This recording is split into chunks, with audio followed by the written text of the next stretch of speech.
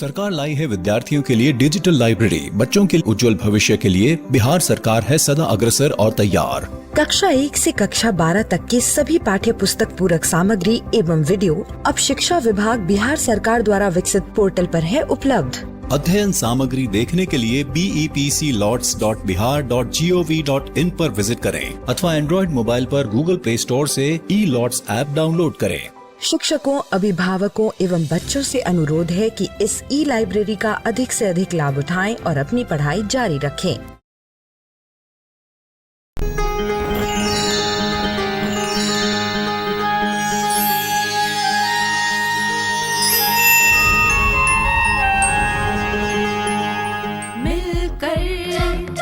नई दुनिया मिलकर बनाए हम नई दुनिया, मिलकर जीत ले हम सारी दुनिया।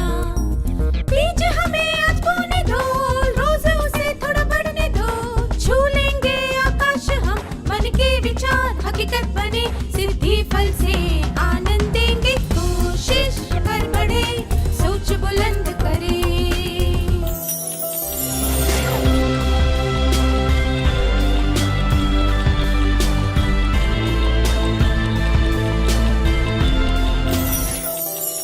नमस्ते छात्रों, आशा है आप सब मजे में हैं। क्या हम आज के सत्र की शुरुआत एक कार्यकलाप से करें? इन दो चित्रों को देखिए। एक चित्र में प्रकृति का दृश्य दिखाया गया है और दूसरे में एक इमारत। आपको कौन सा चित्र ज्यादा पसंद आया और क्यों? आप में से कुछ लोगों को प्रकृति का दृश्य पसंद आया और कुछ लोगों को इमारत। दोनों में से आपको एक चित्र ज्यादा पसंद आया, उसके पीछे कोई ना कोई कारण रहा होगा। यह बात हर एक के दृष्टिकोण पर निर्भर करती है कि उसे कौन सी चीज ज्यादा पसंद आई। इसे मूल्यांकन कहा जाता है। दृष्टिकोण के आधार पर जब किसी काम, विचार या किसी रचना के बारे में कोई राय दी जाती है तो उसे मूल्यांकन कहते हैं। मूल्यांकन कौन करता है? अलग अलग परिस्थितियों में हम सब मूल्यांकन करते हैं। इसीलिए हमें मूल्यांकन के बारे में और सीखने की जरूरत है। हमें सीखना चाहिए कि दूसरों के विचार, काम या उनकी रचना का मूल्यांकन कैसे किया जाए। हमें यह भी सीखना चाहिए कि दूसरे जब हमारे काम, विचार या हमारी रचना का मूल्यांकन करें तो हमारा व्यवहार कैसा होना चाहिए। अगर आप किसी प्रतियोगिता में इनाम जीत कर लाए तो आपके माता पिता, रिश्तेदार और शुभ चिंतक क्या करेंगे? वे लोग आपकी प्रशंसा करेंगे। अगर आप ना जीत पाए तो वे लोग क्या करेंगे? पहले वे आपकी हिम्मत बंधाएंगे, फिर वे इस बात का पता लगाने की कोशिश करेंगे कि आप क्यों नहीं जीत पाए। वे आपकी गलतियां बताएंगे और सुझाव देंगे ताकि आप अगली बार और अच्छा कर सकें। जिस मूल्यांकन से आपको हिम्मत मिले और आप अपनी नाकामयाबी को भुलाकर फिर से शुरुआत कर पाए, उसे उपयोगी आलोचना कहा जा सकता है। अब इस बात को दूसरी तरह से देखते हैं। अगर आपकी गलतियां बताकर आपकी निंदा की जाती, आपसे कहा जाता कि आपने अपनी स्कूल का नाम खराब कर दिया, तो इससे आपका आत्मविश्वास कम हो जाता। इस तरह के मूल्यांकन को विनाशकारी आलोचना का नाम दिया जा सकता है। दूसरे शब्द में कहें तो अगर कोई मूल्यांकन सकारात्मक हो, जिससे किसी को अपना काम या विचार सुधारने का मौका मिले, तो उसे उपयोगी आलोचना कहा जा सकता है। जब मूल्यांकन नकारात्मक हो और केवल गलती ढूंढने के इरादे से किया गया हो, तो उसे विनाशकारी आलोचना कहा जा सकता है। क्या कभी किसी ने आपकी कोई रचना जैसे चित्र, कविता, कहानी की उपयोगी आलोचना की है? क्या किसी ने आपके काम या विचारों के बारे में विनाशकारी आलोचना की है? हम दूसरों के काम और विचारों का मूल्यांकन क्यों करते हैं? क्या हम एक गीत के माध्यम से इस बारे में जानने की कोशिश करें? कृपया खड़े हो जाइए।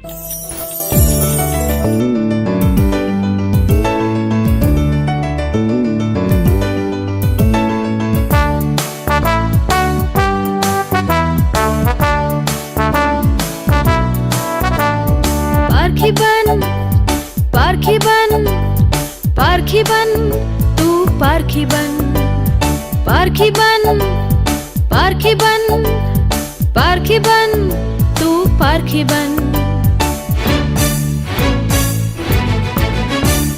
विचार और कार्य ऐसा करे कि उज्जवल बनकर अडोल रहे।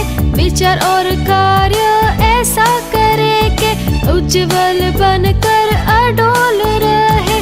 पार्थिबन, पार्थिबन, पार्थिबन, तू पार्थिबन, पार्थिबन, पार्थिबन, पार्थिबन, तू पार्थिबन। खिलते फूलों को मसल न देना, क्रोध से उसे कुचल न देना। खिलते फूलों को मसल न देना, क्रोध से उसे कुचल न देना। पार्थिबन, पार्थिबन, पार्थिबन, तू पार्थिबन, पार्थिबन, पार्थिबन, पार्थिबन, तू पार्थिबन। परिस्थिति से ऊपर उठकर नवीनता से तू खिल जाएगा। परिस्थिति से ऊपर उठकर नवीनता से तू खिल जाएगा।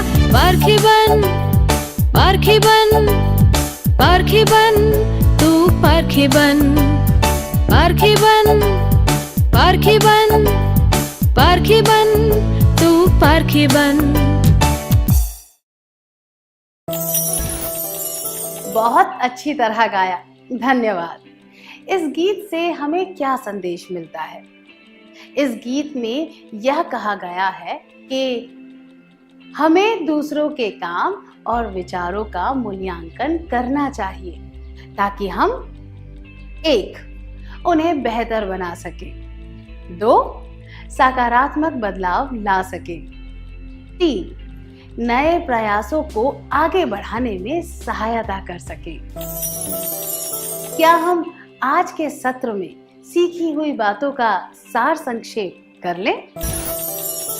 दृष्टिकोण के आधार पर जब किसी काम, विचार या किसी रचना के बारे में कोई राय दी जाती है तो उसे मूल्यांकन कहते हैं।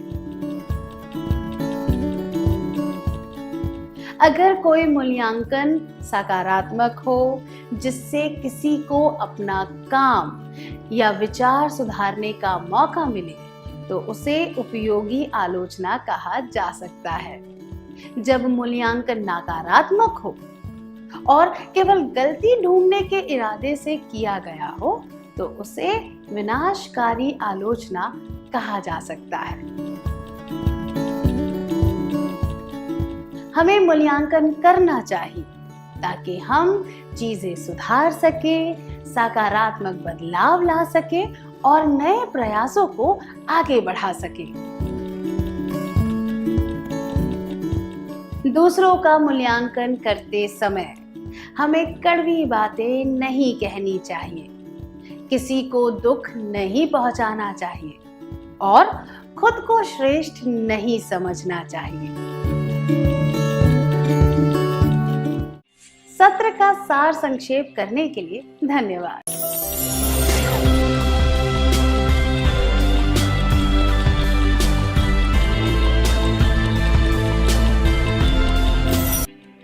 पिछले सत्र में हमने देखा था कि मूल्यांकन का मतलब क्या होता है, उपयोगी आलोचना और विनाशकारी आलोचना किसे कहते हैं, और हम मूल्यांकन क्यों करते हैं। आइए अब इस बात पर ध्यान दें कि मूल्यांकन किस तरह करना चाहिए।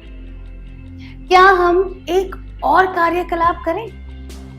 मेरे पास एक चित्र है। मैं चाहती हूं कि आप में से एक छात्र इस चित्र की उपयोगी आलोचना करे और दूसरा छात्र इसकी विनाशकारी आलोचना करे। अगर आपको किसी चित्र में कोई कमी दिखे, जैसे कि टेढ़ी नाक, तो आलोचना करने का सही तरीका यह होगा, इसकी नाक कुछ ठीक नहीं है, या फिर इसकी नाक जरा टेढ़ी है। पर इस तरह की बात करना ठीक नहीं होगा। लगता है कि चित्रकार टेढ़ी नाक वाला है, इसीलिए उसने चित्र में भी टेढ़ी नाक बनाई है। इस तरह की आलोचना नहीं करनी चाहिए। किसी व्यक्ति का मजाक उड़ाए बिना और उसे दुख पहुंचाए बिना भी उसके काम, विचार या बातों की आलोचना की जा सकती है। दूसरे शब्दों में कहें तो किसी के काम या विचारों का मूल्यांकन करना चाहिए, उसके व्यक्तित्व का नहीं। आप एक क्रिकेट मैच देख रहे हैं। आपकी मनपसंद टीम बहुत बुरी तरह खेल रही है। आप उनका मूल्यांकन कैसे करेंगे? क्या आप ऐसा कहेंगे, इन्हें टीम में क्यों लिया गया है, इन्हें कुछ नहीं आता, या ये लोग केवल खा पीकर ऐश करना जानते हैं, खेलना इनके बस की बात नहीं है। आप दोनों में से कोई भी बात नहीं कहेंगे। यह तो अच्छी बात है। दूसरों का मूल्यांकन करते वक्त हमें ना तो उनका अपमान करना चाहिए, ना ही उनके बारे में कोई बुरी बात कहनी चाहिए। क्या आपने कभी किसी का मूल्यांकन करते वक्त उसका अपमान किया है? अब आपको उस बारे में कैसा लग रहा है? आपको अपनी बहन से गुस्सा है, इसलिए आप उसके हर काम को बुरा बता रहे हैं। क्या यह सही है या गलत? यह बिल्कुल गलत बात है। दूसरों में दोष ढूंढने के लिए मूल्यांकन नहीं करना चाहिए। आइए, जब भी आप शाम को 6 बजे के बाद तक खेलते रहते हैं, तब आपके पापा आपसे कहते हैं, बहुत खेल लिए, अब अपनी किताबें निकालकर पढ़ाई करो। उस समय आप क्या सोचते हैं? अरे वे कितने बोर बातें करते हैं, या उन्हें बर्दाश्त नहीं होता कि मैं खुशी से खेल रहा हूं। क्या आप इस तरह की बातें नहीं सोचते? आपको कभी भी बिना सोचे समझे कोई निष्कर्ष नहीं निकालना चाहिए। आपको ये नहीं सोचना चाहिए कि दूसरों को परेशान करके उन्हें खुशी मिलती है। तो बिना सोचे समझे हमें दूसरों के बारे में कोई निष्कर्ष नहीं निकालना चाहिए। किसी की बातों का मूल्यांकन करते समय हमें उनके बारे में कोई नकारात्मक बात नहीं करनी चाहिए। अब आपको स्क्रीन पर कुछ प्रश्न और उनके उत्तर दिखाई जाएंगे। हर एक प्रश्न के लिए आपको सबसे उचित उत्तर चुनना है। क्या आप तैयार हैं? प्रश्न 1। आपका दोस्त परीक्षा की तैयारी करने के बजाय टीवी देख रहा है। आप उसकी यह गलती उसे बताना चाहते हैं। आप क्या कहेंगे? 1। तुम पढ़ाई करने की जगह टीवी देख रहे हो, क्या तुम्हें इतनी सी बात भी समझ नहीं आती? 2। परीक्षा के समय टीवी देखकर तुम बहुत बड़ी गलती कर रहे हो। 3। मैं तो यह सुझाव दूंगा कि तुम्हें अभी पढ़ाई करनी चाहिए, टीवी तो छुट्टियों में भी देख सकते हो।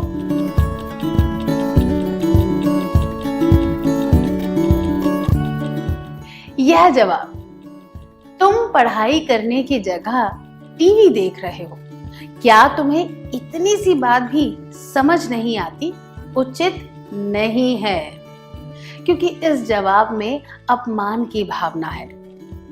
परीक्षा के समय टीवी देखकर तुम बहुत बड़ी गलती कर रहे हो। इस जवाब से यह पता चलता है कि आप उसकी गलती निकालकर उसे दोषी ठहरा रहे हैं, जबकि यह जवाब, मैं तो यह सुझाव दूंगा कि तुम अभी पढ़ाई करो, टीवी तो छुट्टियों में भी देख सकते हो, उचित है, क्योंकि इसमें किसी का अपमान किए बिना एक सकारात्मक सुझाव दिया गया है। किसी सलाह या सुझाव के तौर पर भी मूल्यांकन किया जा सकता है। अब अगला प्रश्न, प्रश्न 2। आपके भाई ने एक आकृति बनाई है जिसमें कुछ रेखाएं टेढ़ी है, आप उसे क्या कहेंगे? 1, अगर कुछ रेखाओं को सीधा कर दिया जाता तो यह आकृति और भी अच्छी दिखती। 2, इन टेढ़ी रेखाओं से पूरी आकृति खराब हो गई है। 3, अगर तुम इस तरह आकृति बनाते हो तो तुम्हें यह सब करने की कोई जरूरत नहीं है।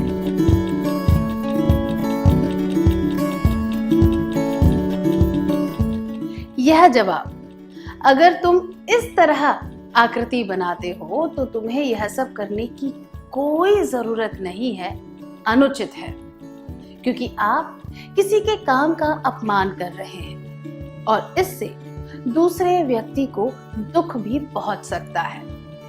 यह जवाब, इन टेढ़ी रेखाओं से पूरी आकृति खराब हो गई है, भी अनुचित है, क्योंकि आप मूल्यांकन करने का नकारात्मक तरीका अपना रहे हैं। जबकि यह जवाब, अगर कुछ रेखाओं को सीधा कर दिया जाता तो यह आकृति और भी अच्छी दिखती, उचित है, क्योंकि इसमें कोई नकारात्मक बात नहीं है। आपके इस मूल्यांकन में एक अच्छा सुझाव भी है।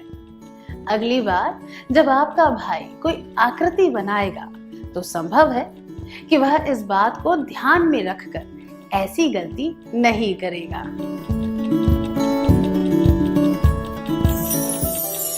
जब किसी मूल्यांकन में सकारात्मक सुझाव दिया जाता है तो उसमें कोई नकारात्मक बात नहीं होती, तो उस मूल्यांकन को लोग उत्साह के साथ स्वीकार करते हैं। अब एक और प्रश्न, प्रश्न 3। आपका भाई अपने रूप रंग पर ज्यादा ध्यान नहीं देता, आप उसे क्या कहेंगे? 1, तुम कितने गंदे दिख रहे हो। 2, अगर तुम्हारा यही हाल रहा तो तुम जीवन में कुछ नहीं कर पाओगे। 3, अगर तुम साफ सुथरे कपड़े पहनकर अपने बाल ढंग से बनाओगे तो बहुत सुंदर दिखोगे।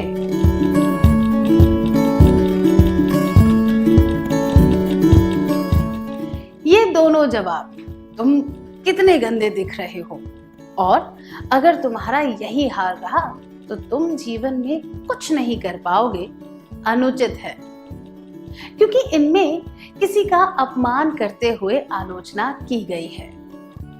यह जवाब, अगर तुम साफ सुथरे कपड़े पहनकर अपने बाल ढंग से बनाओगे तो बहुत सुंदर दिखोगे, उचित है, क्योंकि यहाँ पर कठोरता से यह नहीं कहा गया है कि उसका रूप रंग सही नहीं है, बल्कि सुधार लाने के लिए सकारात्मक रूप से एक सुझाव दिया गया है।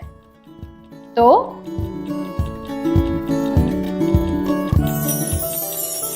किसी का या किसी चीज का मूल्यांकन करते समय हमें ठोस सुझाव देने चाहिए ताकि परिस्थिति को सुधारा जा सके।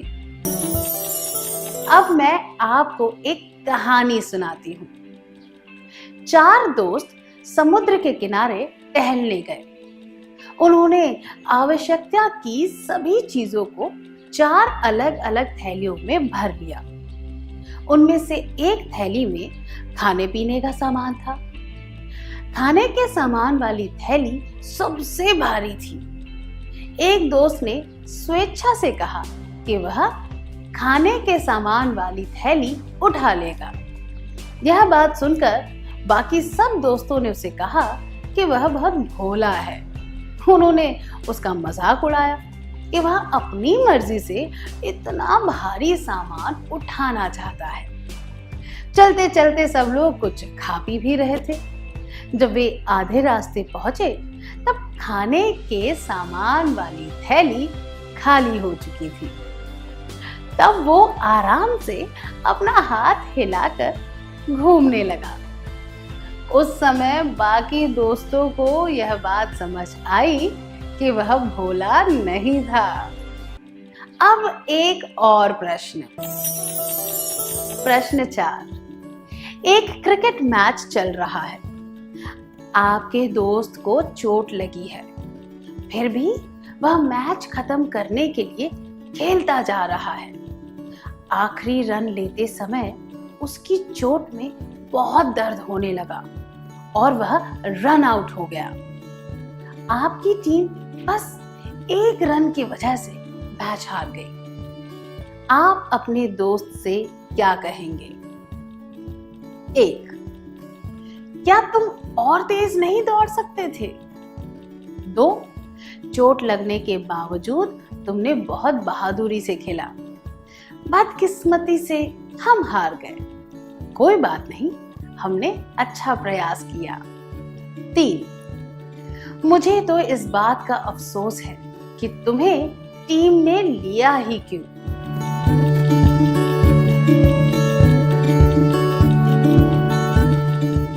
क्या तुम और तेज नहीं दौड़ सकते थे? यह जवाब उचित नहीं है, क्योंकि इसमें नकारात्मक भावना है, जबकि उस व्यक्ति ने तो बहुत बहादुरी के साथ खेला था। यह जवाब, मुझे तो इस बात का अफसोस है कि तुम्हें टीम में लिया ही क्यों, ये भी अनुचित है, क्योंकि इसमें दूसरे व्यक्ति का अपमान किया गया है, जिससे कुछ भी हासिल नहीं होगा। जबकि यह जवाब, चोट लगने के बावजूद तुमने बहुत बहादुरी से खेला, बदकिस्मती से हम हार गए, कोई बात नहीं, हमने अच्छा प्रयास किया, उचित है, क्योंकि इसमें परिस्थितियों को समझने की कोशिश की गई है। इसमें दूसरे व्यक्ति की भावनाओं का भी ध्यान रखा गया है। इस मूल्यांकन में परिस्थिति और उस व्यक्ति की मानसिक स्थिति को ध्यान में रखा गया है।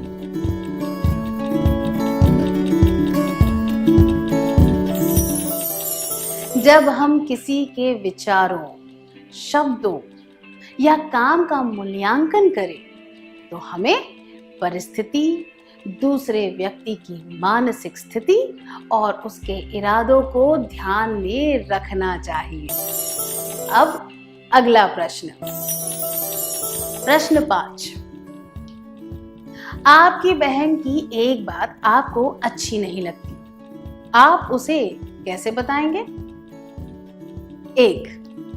आप कहेंगे, मुझे यह बिल्कुल पसंद नहीं है, ऐसा फिर से मत करना। 2. आप कहेंगे, तुमने पहले भी ऐसा ही किया था, और उसे पहले की बातें गिनाने लगेंगे।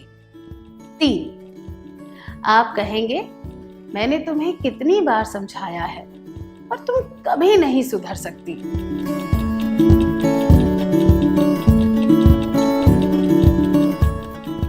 ये दोनों जवाब, आप कहेंगे तुमने पहले भी ऐसा ही किया था, और उसे पहले की बातें गिनाने लगेंगे। और आप कहेंगे, मैंने तुम्हें कितनी बार समझाया है पर तुम कभी नहीं सुधर सकती।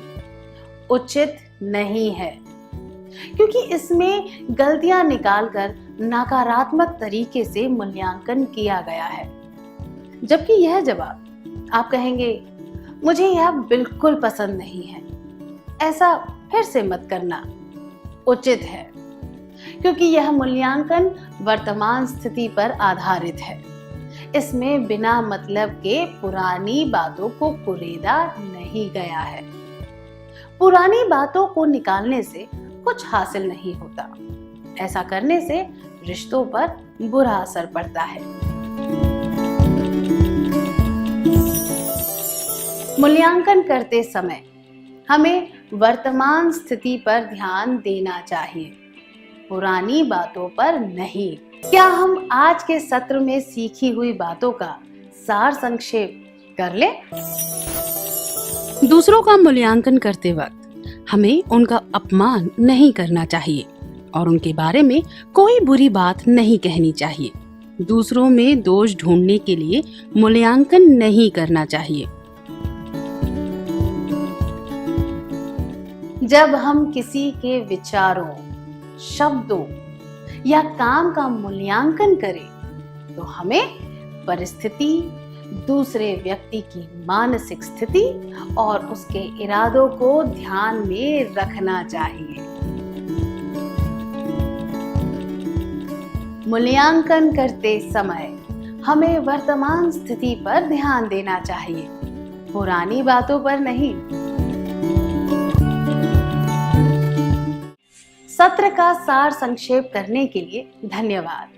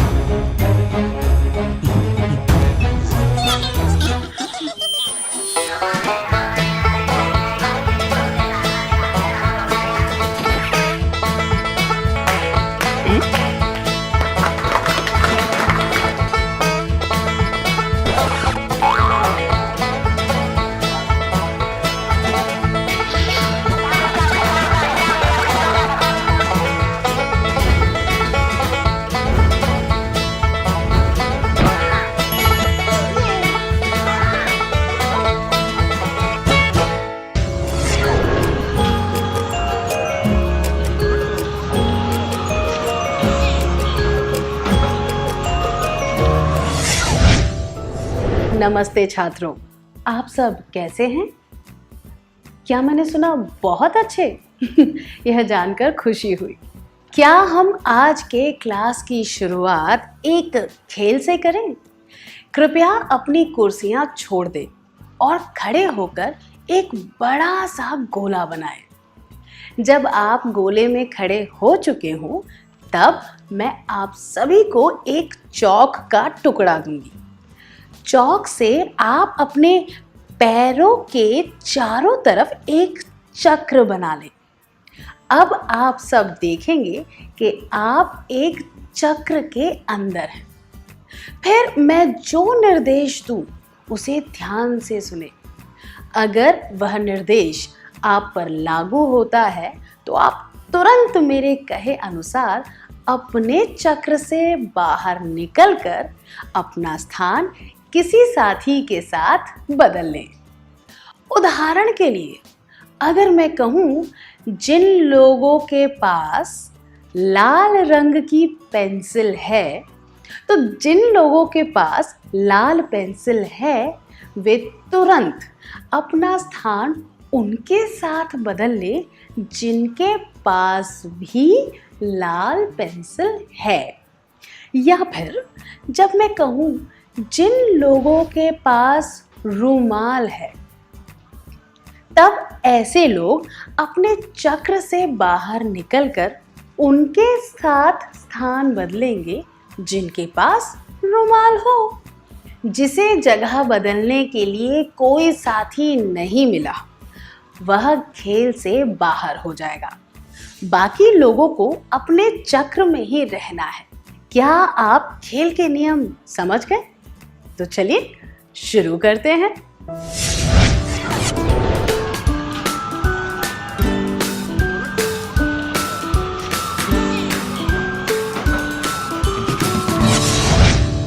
कैसा रहा? क्या आपको मजा आया? अच्छी बात है। क्या आपने यह खेल अकेले खेला या अपनी कक्षा के और लोगों के साथ? हाँ, आप सबके साथ खेले, आप अकेले नहीं खेले। क्या आप यह खेल अकेले खेल सकते हैं? नहीं। सिर्फ यह खेल नहीं, बल्कि ऐसे कई खेल हैं जो आप अकेले नहीं खेल सकते। जितना मज़ा दोस्तों के साथ खेलने में आता है, उतना मज़ा अकेले खेलने में नहीं आता। इसी तरह इस दुनिया में भी हम अकेले नहीं हैं। हम कई लोगों के साथ रहते हैं और हमारे बहुत से रिश्ते होते हैं। चलिए, एक कहानी के माध्यम से हम रिश्तों के बारे में कुछ और भी जानें। आपके शहर के प्रदर्शनी मैदान में एक विशाल गोल चक्कर लगाया गया है। सब लोग उसकी चर्चा कर रहे हैं। सब बहुत उत्सुकता से उस पर सवारी करना चाहते हैं। वे चाहते हैं कि ऊंचाई पर जाकर सारे शहर का रोमांचक नज़ारा देखें। आप भी उसकी सवारी करना चाहते हैं। आपकी माँ ने आपके साथ रविवार को वहाँ जाने की बात मान ली है। रविवार आ गया है और आप अपनी माँ के साथ मैदान में खड़े हैं। कुछ ही दूरी पर आप गोल चक्कर को देख सकते हैं और आपकी आंखें उस पर से हट ही नहीं रही है। जैसे जैसे आप गोल चक्कर के पास पहुंच रहे हैं, आपके मन में अजीब सी भावनाएं आ रही हैं। डर, उत्सुकता, रोमांच, जोश। आपकी माँ आपको बक्से में बनी सीट पर बैठाकर पीछे हट जाती है। गोल चक्कर घूमने लगता है और आपका बक्सा सबसे ऊपर पहुंच जाता है। आप सारे शहर को देख सकते हैं। नदी, मंदिर, आपका स्कूल, यह सब बहुत ही छोटे दिखाई दे रहे हैं। आपको यह सब बहुत ही रोमांचक लग रहा है। आप यह छवि अपने मन में बसा लेना चाहते हैं और अपनी आंखें बंद कर लेते हैं। इतनी ऊंचाई पर तेजी से चलता हुआ गोल चक्कर आपको जैसे दूसरी ही दुनिया में ले जा रहा है। आंखें बंद, आप ऐसा महसूस कर रहे हैं जैसे आप में कोई वजन ही नहीं है, जैसे आप बिल्कुल उन्मुक्त और हवा में तैर रहे हैं। और फिर आप आराम से नीचे आ जाते हैं।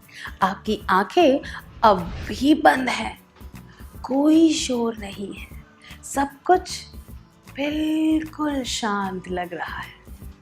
आप अपनी आंखें खोलते हैं, पर यह क्या, आप तो एक टापू पर पहुंच गए हैं।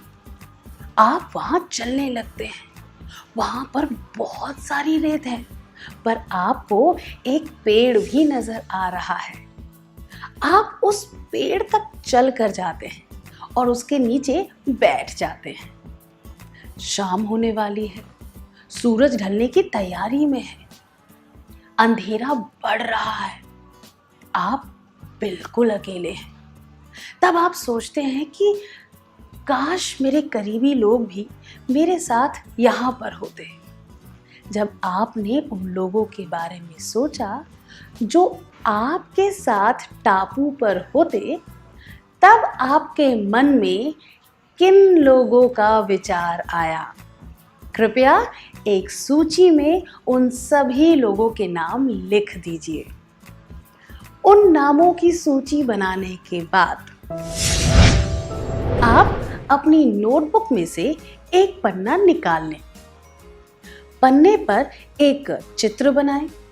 यह ध्यान रहे कि वह चित्र पन्ने के ठीक बीच में हो। आपका चित्र ऐसा दिखना चाहिए। कल्पना कीजिए कि यह चित्र आपका ही है।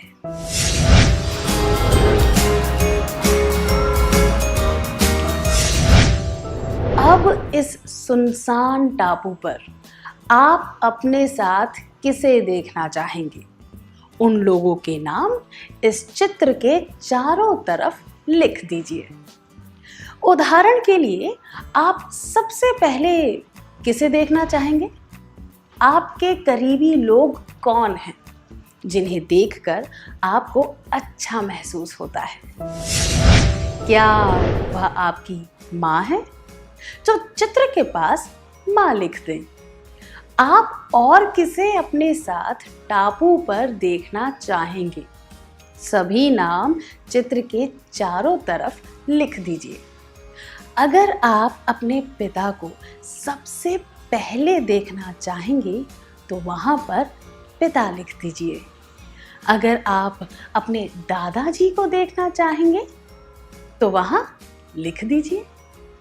उन सब लोगों के नाम लिख दीजिए जिन्हें आप सबसे पहले देखना चाहेंगे और उनके नाम के चारों तरफ एक गोला यानी कि चक्र बना दीजिए।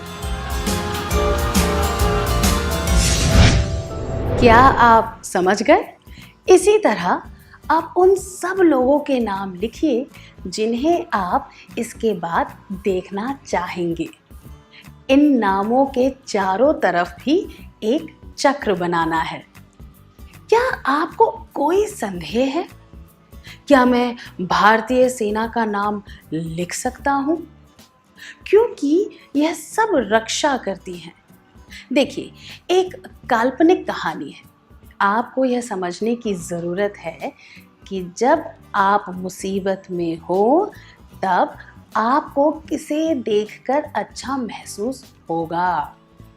जैसा कि पहले बताया गया था, आप ऐसे लोगों के नाम लिखेंगे जो किसी भी तरह से आपके करीब हो। क्या अब आप समझ गए? चलिए नाम लिखना शुरू करें।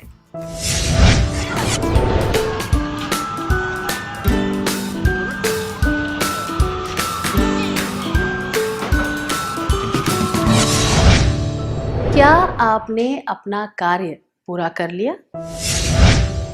जैसे कि चित्र में दिखाया गया है, आपकी आकृति बीचों बीच है और उसके चारों तरफ रिश्तेदारों और दोस्तों के नाम आपके द्वारा चुने गए क्रम में हैं और आपने उन नामों के चारों ओर चक्र भी बनाया है। सही है? चित्र के बीच एक चेहरा होगा और उसके चारों ओर पहले चक्र में माँ, पिता, भाई, बहन, दादा, दादी लिखा है। दूसरे चक्र में दोस्तों और करीबी रिश्तेदारों के नाम होंगे। तीसरे चक्र में आपके परिवार के और लोग व पड़ोसियों के नाम होंगे। इस चित्र का नाम होगा रिश्तों के चक्र।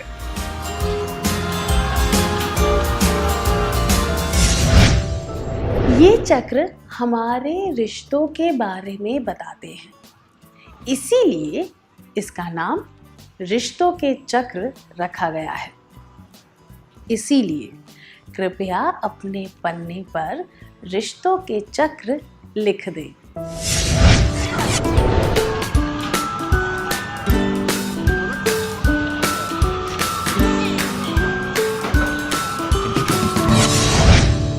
क्या आपने यह लिख लिया है?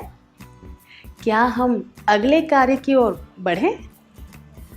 आपने जिन लोगों के नाम चक्रों में लिखे हैं, उनमें से आप किन लोगों से रोज मिलते हैं? कौन से लोग आपके सबसे ज्यादा करीब हैं? क्या आप उन नामों की एक सूची बना लेंगे?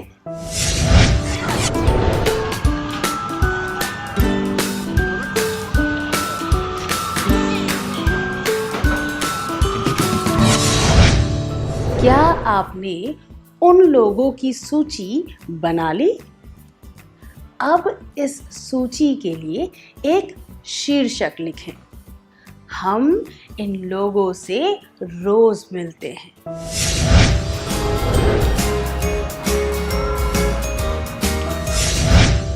क्या आपकी सूची में ये सब नाम लिखे हैं? कृपया जांच लीजिए। माँ, पिता, भाई, बहन, दादी, दादा, करीबी रिश्तेदार, परिवार से जुड़े अन्य लोग, दोस्त, टीचर, हमारे शुभ चिंतक, पड़ोसी, हमारे मोहल्ले में रहने वाले लोग, आसपास में रहने वाले लोग। हम इन सब लोगों से रोज मिलते हैं। इनमें से हमारे सबसे ज्यादा करीब कौन है? हमारे परिवार के सदस्य, हमारे दोस्त, टीचर, शुभ चिंतक। हम इन सब से रोज मिलते हैं और इन सब के साथ उठते बैठते हैं, है ना? कोई संदेह?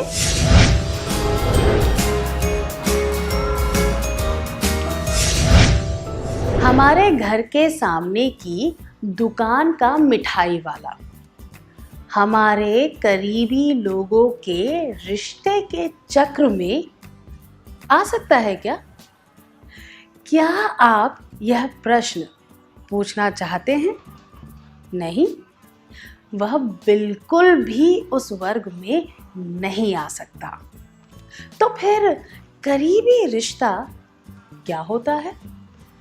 करीबी रिश्ता उन लोगों से बनाया जा सकता है जिन्हें आप अपने मन की बातें, अपने डर और अपनी भावनाएं बता सकें। क्या आप अपने विचार और सारी भावनाएं उस मिठाई वाले को बिना झिझक के बता सकते हैं? इस वजह से वह करीबी रिश्तों के वर्ग में नहीं गिना जा सकता। अब हम अगले कार्य पर जाएंगे। क्या आप बता सकते हैं कि वे कौन से लोग हैं जिन्हें हम जानते हैं पर हम उनसे रोज नहीं मिलते? क्या आप में से कुछ छात्र यहाँ आकर उन लोगों के नाम बताएंगे? आपको यह भी बताना है कि आप उन्हें कैसे जानते हैं।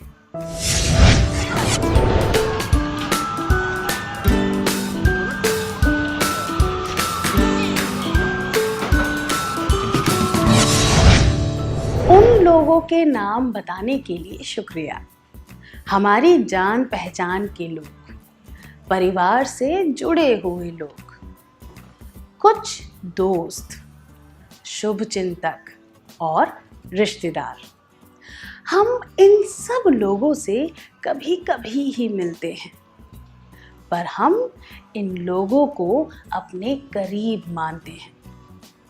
क्या हम अगले कार्य पर चलें? क्या आप उन दोस्तों, रिश्तेदारों की सूची बना सकते हैं जिनके साथ आप अच्छा रिश्ता बनाए रखना चाहते हैं? आपको जोड़ियां बनाकर इसके बारे में बात करनी है। आपको अपने साथी को यह भी बताना है कि आप इन लोगों से करीबी रिश्ता क्यों बनाए रखना चाहते हैं।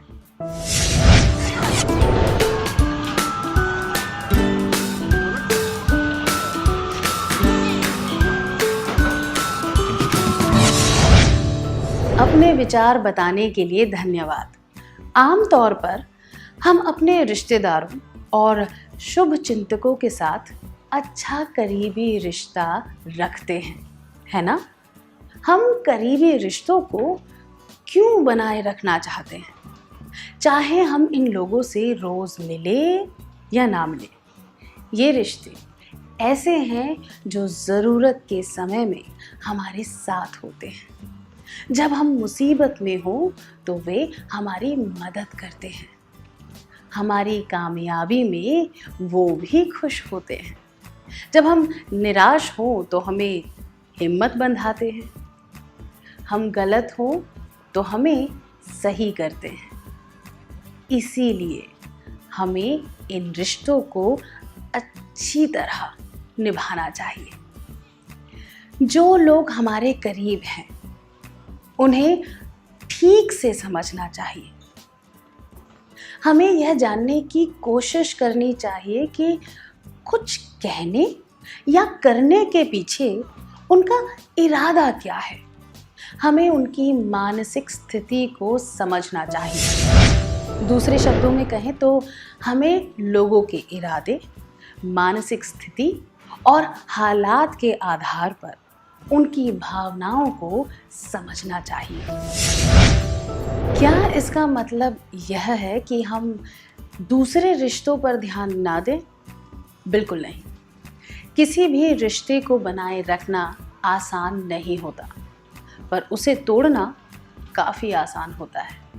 और किसी टूटे हुए रिश्ते को फिर से जोड़ना भी आसान नहीं होता। इसलिए हमें सभी रिश्तों को बहुत ही नज़ाकत से निभाना चाहिए। हम ये कैसे कर सकते हैं, मैं समझाती हूँ। आपने कमल के फूल का पत्ता देखा है? जब आप उस पत्ते पर थोड़ा सा पानी गिराते हैं तो वह पानी ना तो नीचे बहता है और ना ही पत्ते पर चिपकता है। हमें भी अपने रिश्तों को इसी तरह बनाए रखना चाहिए। करीब होते हुए भी ज़्यादा करीब ना होना, उचित दूरी बनाए रखना। क्या आप समझ गए? दूसरे कार्यकलाप पर जाने से पहले हम साथ में एक गीत गाएंगे। आइए यह गीत सुनते हैं।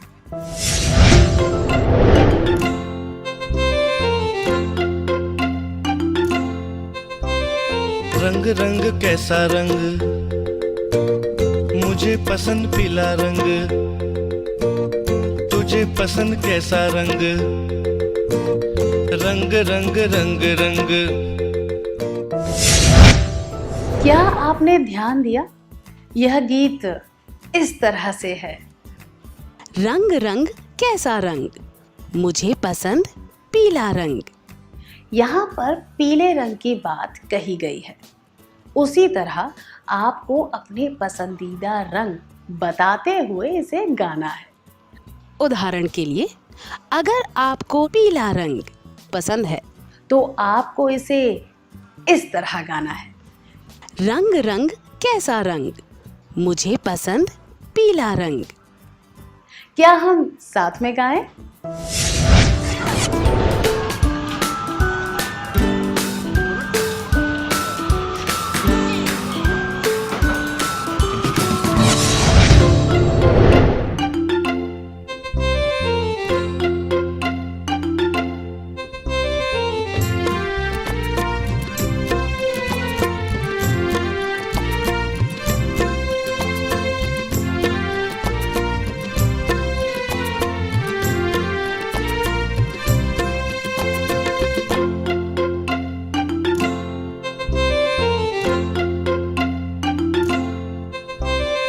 रंग रंग कैसा रंग, मुझे पसंद पीला रंग, तुझे पसंद कैसा रंग, रंग रंग रंग रंग। संसार रंगों से भरा है, वो हर एक रंग में रूप है। संबंध फैले हैं उनके जैसे, हर एक संबंध का महत्व है। दुनिया में रंग अनेक है, साथ मिले सुंदरता निखरे, संबंध सब है बुने हुए, हर एक संबंध की पहचान है, दुनिया में रंग अनेक है, साथ मिले सुंदरता निखरे, संबंध सब है बुने हुए, हर एक संबंध की पहचान है, रंग रंग कैसा रंग, मुझे पसंद पीला रंग, तुझे पसंद कैसा रंग, रंग रंग रंग रंग रंग रंग रंग रंग। सरकार लाई है विद्यार्थियों के लिए डिजिटल लाइब्रेरी। बच्चों के उज्जवल भविष्य के लिए बिहार सरकार है सदा अग्रसर और तैयार। कक्षा 1 से कक्षा 12 तक की सभी पाठ्य पुस्तक पूरक सामग्री एवं वीडियो अब शिक्षा विभाग बिहार सरकार द्वारा विकसित पोर्टल पर है उपलब्ध। अध्ययन सामग्री देखने के लिए bepclots.bihar.gov.in पर विजिट करें अथवा एंड्रॉइड मोबाइल पर गूगल प्ले स्टोर से ई-लॉट्स ऐप डाउनलोड करें। शिक्षकों, अभिभावकों एवं बच्चों से अनुरोध है कि इस ई लाइब्रेरी का अधिक से अधिक लाभ उठाएं और अपनी पढ़ाई जारी रखें।